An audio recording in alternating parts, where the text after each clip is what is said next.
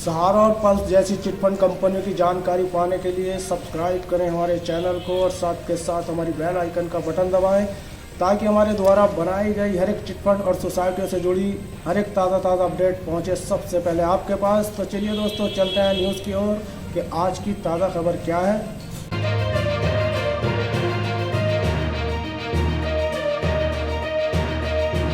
Chit fund company की MD की 200 करोड़ की संपत्ति की नीलामी का रास्ता साफ, निवेशकों को मिलेगा उनका पैसा। इसे नवभारत टाइम्स ने प्रकाशित किया है।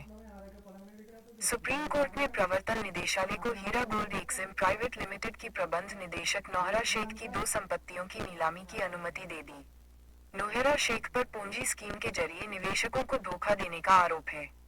यह फैसला जस्टिस जे.बी. पारदीवाला और जस्टिस आर. महादेवन की बेंच ने सुनाया। नई दिल्ली, सुप्रीम कोर्ट ने प्रवर्तन निदेशालय एड को एक चिटफंड कंपनी के डायरेक्टर जनरल की 200 करोड़ रुपए की 2 संपत्तियों की नीलामी की अनुमति दे दी है।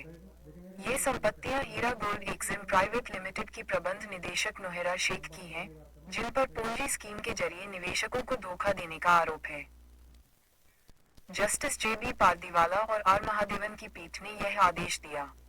एड ने इस फैसले का स्वागत किया है और पीड़ितों को संपत्तियां वापस दिलाने की प्रक्रिया शुरू कर दी है। एड का कहना है कि वह इस धोखाधड़ी में फंसे निवेशकों को न्याय दिलाना चाहता है। शेख ने अपनी संपत्तियों को बेचने का प्रस्ताव रखा था, जिसके बाद सुप्रीम कोर्ट ने नीलामी की अनुमति दी। उन्होंने 3 संपत्तियों की सूची दी थी।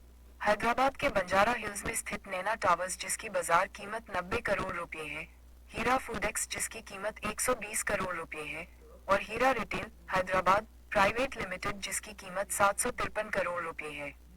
हालांकि अदालत ने केवल पहली 2 संपत्तियों की बिक्री की अनुमति दी क्योंकि तीसरी संपत्ति के कुछ दस्तावेज गायब थे। पीठ ने कहा, हम एड को कानून के अनुसार दोनों संपत्तियों की नीलामी करने का निर्देश देते हैं। हम एड को एक ऑफसेट मूल्य तय करने के बाद कानून के अनुसार नीलामी नोटिस जारी करने की अनुमति देते हैं। ऑफसेट मूल्य सरकार द्वारा अनुमोदित मूल्यांकनकर्ता से रिपोर्ट प्राप्त करने के बाद तय किया जाएगा।